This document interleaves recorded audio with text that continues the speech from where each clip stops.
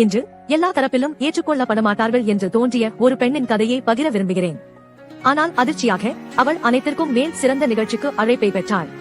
இது பைபிளில் குறிப்பிடப்பட்டிருக்கும் யூதா மற்றும் அவரது மருமகன் தாமரின் கதை. தாமர் தனது கணவரை இழந்த விதவை, குழந்தைகளே இல்லாமல் தனியாகவும் நம்பிக்கை இல்லாமலும் இருந்தார்.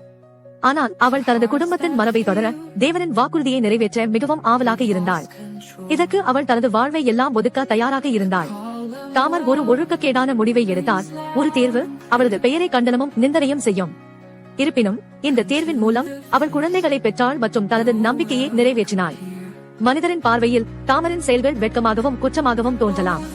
ஆனால் அதிர்ச்சியான திருப்பமாக அவளது பெயர் இயேசுவின், அதாவது மீசியாவின் மரபு வரிசையில் எழுதப்பட்டிருந்தது. இந்த கதை எங்களுக்கு என்ன சொல்கிறது? தேவன் நம்பிக்கை இழந்தவர்களையும் உதவிக்காக எங்கும் மனங்களை கொண்டவர்களையும் உடைந்தவர்களையும் மற்றும் பலவீனமானவர்களையும் பயன்படுத்துகிறார். தேவன் பிழைத்தவர்களையும் தவறுகளை செய்தவர்களையும் இன்னும் அன்புடன் நேசிக்கிறார் மற்றும் மதிக்கிறார். மேலும் தேவன் இத்தகைய அனைவரையும் அவரது விழாவிற்கு அழைக்கிறார். உங்கள் கடந்த காலம் எப்படி இருந்தாலும் உங்கள் தற்போதைய நிலை என்ன அல்லது நீங்கள் எவ்வளவு உடைந்திருப்பீர்கள் அது பொருட்டல்ல. தேவனின் விழாவிலிருந்து யாரும் விலக்கப்பட மாட்டார்கள்.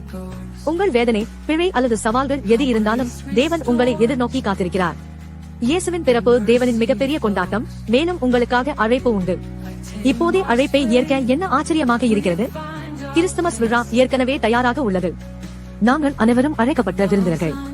இந்த விழாவின் நட்சத்திரமான இயேசுவை நம்முடைய இதயங்களிலும் வாழ்விலும் வரவேற்போம். உண்மையான கிறிஸ்துமஸ் மகிழ்ச்சியை நீங்கள் அனுபவிக்க வாழ்த்துகிறேன்.